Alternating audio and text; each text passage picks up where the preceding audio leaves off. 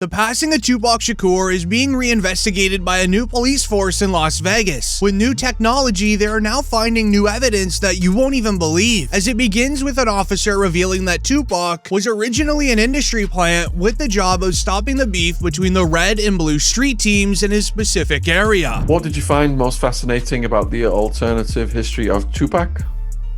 Well, it turns out when I talked to Tupac's longtime mentor, political mentor, former Black Panther Chokwe Lumumba, who was his first business manager, he's told me, I basically asked, well, was Tupac only pretending to be in order to appeal to gangs and politicize them? And he said yes. And that was part of his thug life agenda that he came up with his imprisoned stepfather, Tupac Shakur. And so Tupac was just using that in order to get the leaders to call peace truces, first in Los Angeles, then throughout California, and then throughout the country.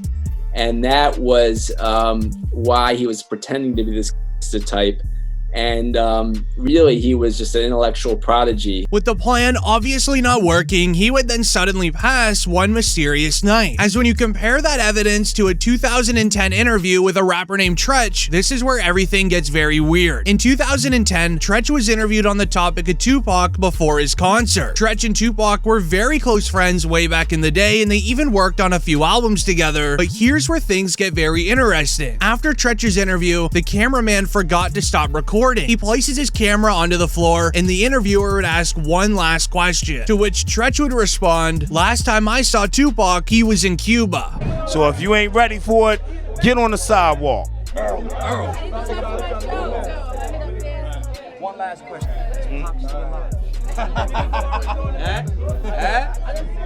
Nobody knows. Y'all good? Yeah, we good. Thanks a lot, man. We good. Then, weirdly, only 2 weeks later, a video would be released to a news website showing a video of Tupac supposedly chilling inside of a parking lot in Cuba. Zoom in. That's Pac, man. He with the outlaw. And Reg from Holla Back is trying to be friendly and get autographs.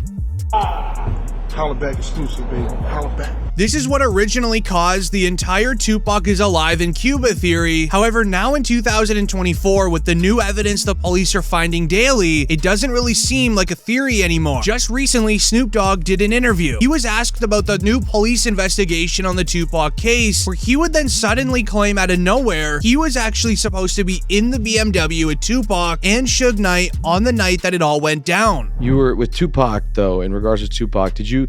I heard a story. Did you give him different advice that night on where to go? I didn't give him no advice. Right. We wasn't seeing eye to eye. Right. So saying during the Tyson.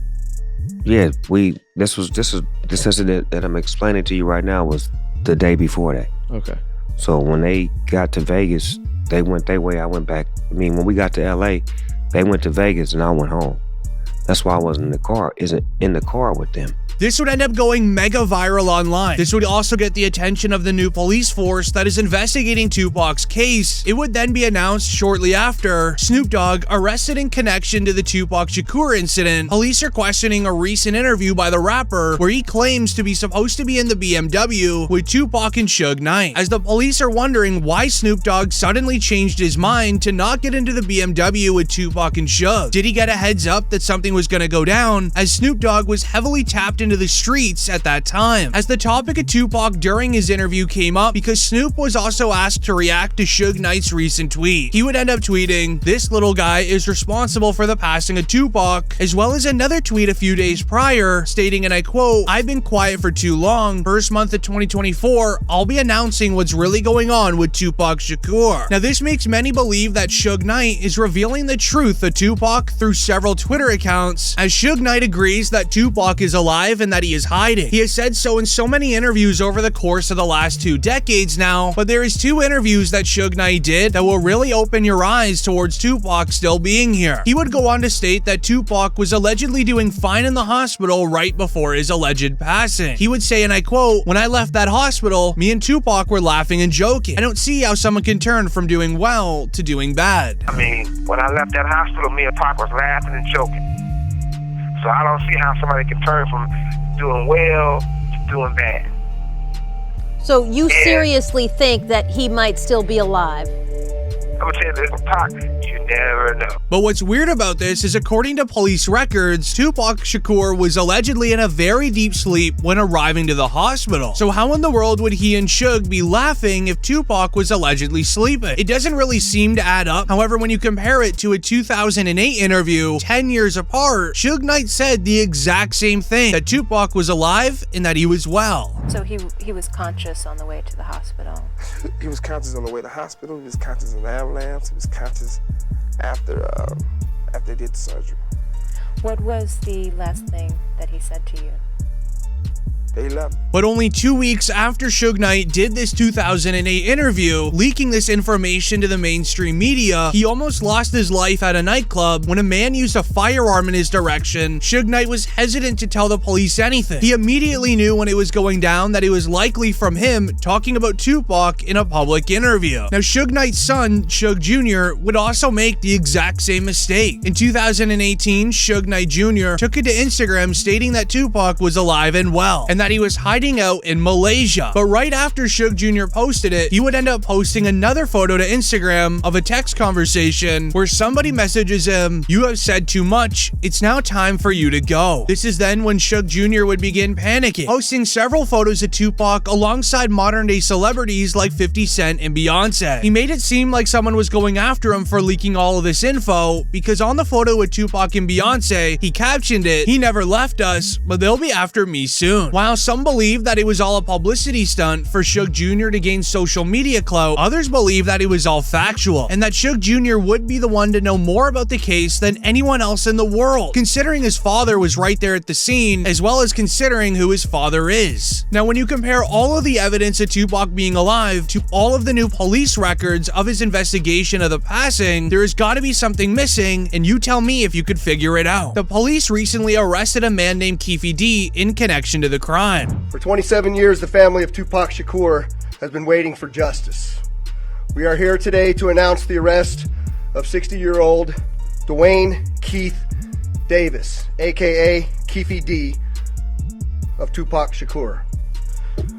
Davis was arrested this morning by my LVMPD criminal apprehension team, and this investigation started on the night of September 7th, 1996. It has taken countless hours, really decades, of work by the men and women of our section to get to where we are today. As on September 7th, 1996, Tupac was in Las Vegas with the head of his record label named Suge Knight. The two were off to the MGM Grand to watch a Mike Tyson match, as after it was over, they spotted an op in the lobby of the hotel, where things would end up going down right in the middle of everyone. Suge Knight and their entourage went to the Mike Tyson at the MGM Grand.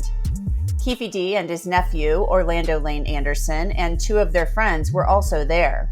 Keefe D told LAPD Detective Greg Kading more than a decade ago, in a proffer that couldn't be used against him, the shooting was retaliation after Tupac jumped Orlando and beat him up at the casino. Surveillance cameras recorded the fight. Tupac was angry that Lane had stolen his necklace years prior in Compton. Tupac, Suge Knight, and the entourage left the casino quickly. Security nearby would quickly break up the altercation between Tupac, Suge Knight, and the ops. Tupac and Suge would have to go back to their hotel to change their clothing, then they would go off to a club to party it up for the night. Leaving their hotel at around 11 p.m., the two began driving to the club right down the middle of the street, bumping very loud music with their windows down. This is then when they would be stopped at a red light, and everything would happen at once. Knew about Tupac's concert at the club 662. Members, including Orlando and Keefe D, jumped in their white Cadillac and started cruising the strip looking for the offender. Before long, they finally spotted Tupac's caravan. At the intersection of East Flamingo Boulevard and Koval Lane, the white Cadillac pulled alongside the black BMW with Suge on the driver and Tupac on the passenger seats. The back window of the Cadillac rolled twice in the chest, once in the arm, once in the thigh. The details of the crime has been a mystery now for over 2 decades. However, the police recently investigated a concerning interview by a man named Keefe D on DJ Vlad's show. As during an interview, it begins with Keefe D detailing the moments of literally finding Tupac and pulling up on him. And Bubble Up was the driver, and Baby Lane and Freaky were in the back seat. We was just all in the car together. Just say that. This was the white Cadillac. Yeah. So you guys are driving around, and then you hear these girls say, "Tupac, Tupac." got to the light. He was going to go drink, and he happened to be hanging out the window. He was hanging out the window like he was in a parade. Tupac. Yeah, he was.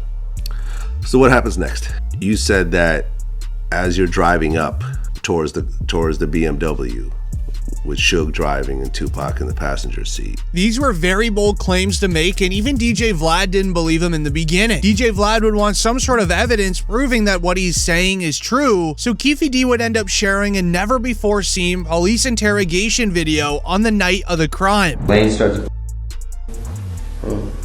You say Suge looks over, he sees you. He looks right at you. Yeah, he looks at me. Okay. When he looks over at you, and then Tupac's busy getting.